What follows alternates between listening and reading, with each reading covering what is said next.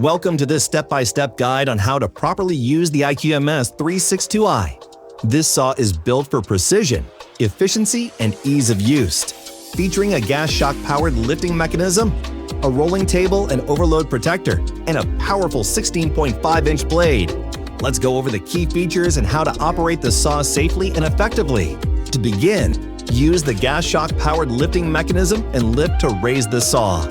This system ensures smooth and stable adjustments with minimal effort.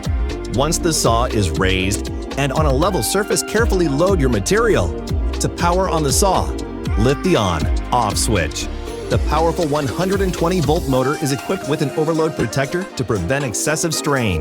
While cutting, make sure to monitor the overload protector. Keeping it in the green or yellow zone ensures optimal performance and prevents motor damage. Now, make your cut, guiding the material steadily while keeping the overload protector in the green or yellow range for optimal efficiency. If the overload protector enters the red zone, adjust your feed rate to avoid excessive strain on the motor. Once your cut is complete, power off the saw by pressing the off switch. Before removing your material, ensure the rolling table is locked in position to prevent any accidental movement.